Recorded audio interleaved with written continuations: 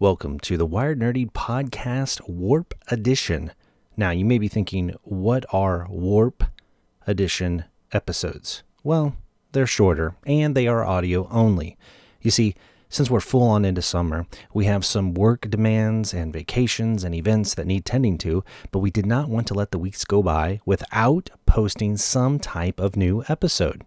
So please, sit back, try to enjoy these bite-sized single-topic discussions that only run for about 10 minutes. We will get back to our normal full show format after we post about 5 of these, and we're really looking forward to seeing you all again soon. Please enjoy.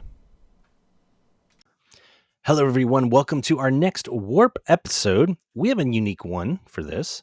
Hang in there really tight here. Everybody is familiar with the Game Boy, and even we'll talk a little bit about the Game Gear, but this topic is about the accessories. Now, what's very interesting about this and what launched us into this topic was that someone went and modded the Game Boy camera so that it fits inside of a cartridge. So even today, all these years later, since the Game Boy had come out, somebody is still physically modding this thing and trying out different things with it. Now, the original camera kind of sat at the very top. The idea was so you can take pictures of yourself, but they put it on the flip side of the cartridge. And it's a fascinating mod, and they even, of course, improved the quality of the camera. This kind of gets into just, it's interesting what people can do, but it really kind of also took us down the path of the really esoteric, odd accessories that came out for these handhelds. So, Doug, did you own a Game Boy? I had a Game Boy, but as crazy as I got, the only thing I had was on the original Game Boy. It had a black and white screen. It was like a magnifying glass that hovered above it, and it had a light inside of it so that it lit it up. Because remember, the screen was not backlit, so you couldn't play it very well in certain lighting conditions. That's the only thing I had that clicked onto it. I didn't have any of the other weird ones like the camera. I never did that. Yeah, I never had a Game Boy original. I think I had a Game Boy Color in my late 20s, kind of a retro. Hey, I never had one of these. I really want one. But no, I never had one when they first came out. And you're right, the accessories, I mean, they made so many things for these. We'll try to put a link up maybe for some pictures. This is audio only, but some of the accessories make this Game Boy look like a transformer. I mean, there's just so many things on here.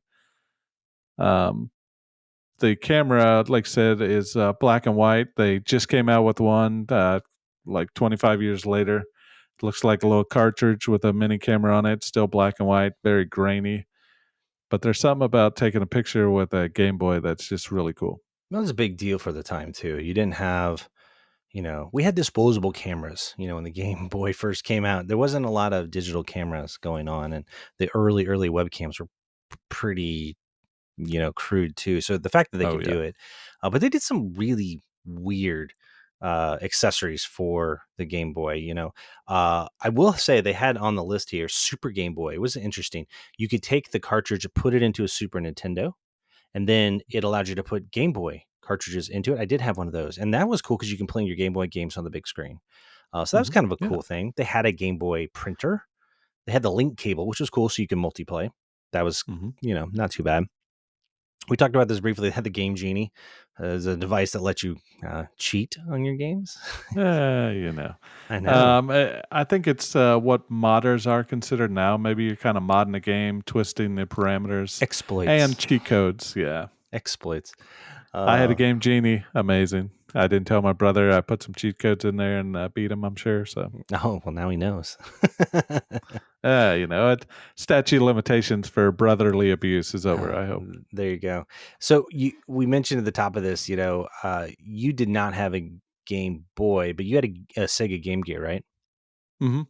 And as most of you know that had a Game Gear, the battery life is so terrible. It's a good system. I had to carry... But the battery sucked. Oh, you could play terrible. 30 minutes. I think it on took 6 AA's, and I mean it drained them. It might have been. I'll let you look that up while I talk about accessories for the Game Gear weren't as much as the Super Nintendo. Or see, there you go. For the Game Boy, one of the big things, battery pack. Had to have a battery pack to at least let it go more than an hour. It had a Game Rechargeables. Genie. Rechargeables. Well, Yes. you had to have those. And by the way, real quick, six. You were right. Six AA batteries. Now the claim on Wikipedia, I don't buy this. My brother had a Game Gear. I don't buy this. 3 to 5 hours of playtime. Oh, barely, No, no, barely. no. I know. Yeah. I don't buy it. All right, sorry. Go on. No, no, and I think it got so hot, like the batteries are draining so fast Oh, that they it was would. probably a hazard. You know. Well, it also depends on how bright the screen was and how loud Yeah. you had the volume up and all that kind of stuff. So, but it had some interesting accessories. Did you have any of the Yeah. accessories for it? The only one I think I had was a Game Gear, and then I had a TV tuner. I think we found it at a EB Games or a KB Toys. You know, that was kind of our stuff back in the day. It actually would let you tune to your local TV channels. You know, they're all digital now. You have to have a digital tuner. But back in the day, they were over the air. You can get it with rabbit ears or antennas, is what I call them. Yep. So having a TV tuner was cool. I think one of my friends had an FM tuner, you know, listen to the Radio, FM radio stations. which was pretty cool because, um, there wasn't a lot. I mean, you had mobile TVs back then, like little tiny ones, but they were super expensive, and it's kind Oh, of neat yeah. to have a television in handheld form. So that's actually pretty cool. I didn't know you had one of those. I saw them in the stores. I never got to mess with one at all, but they're pretty cool. Yeah, some of my shout outs to them. Favorite games were Power Rangers, you know, might get some hate for still loving Power Rangers. They had columns, I believe. It was kind of a side shoot to Tetris. Okay, I get you. Uh, and some other really cool games. Road Rash. Oh So yeah, classic Road the Rash. memories are slowly fading back to me. But It was a long time ago. I mean, the only thing I remember is lots and lots of batteries. And then my parents, I think, were, good Lord, we just bought you like a 50 pack from Sam's or something, you know. oh yeah, So, like the only way you could do, it's like I said, is rechargeables would be about the only way that you could keep up with the thing. mhm. It just did not last very long, and that's one of the very common mods today. People will swap out the screen for an IPS screen, so it's brighter, more efficient. But then they'll also put in um, a lithium ion battery, so Yeah, that you don't have to worry about it. Now, one on the list here. What's interesting is that they had a car antenna for it. It says it's an accessory for the Sega Game Gear that was released exclusively in Japan.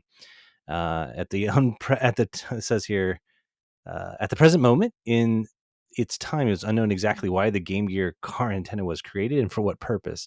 It's presumably attaches to a car to boost the signal of the Game Gear TV tuner, which you had, which is no longer usable thanks to the switch to digital television. So the theory is, even though it was only released in Japan, was that it's supposed to use the car's radio antenna system to help you get a better TV signal in. very interesting. Yeah, I didn't know that. Fascinating. So yeah, these handhelds, they're doing some crazy stuff back then. So Absolutely. yeah. All right, everyone. That wraps it up for this Warp episode. Thank you for joining us. If you have any additional accessories that you know about, I'm sure there's some that we forgot for these obscure things, these handhelds. Definitely put it in the show notes, and we will catch you at our next Warp episode. Thanks for joining us. See ya. Thank you.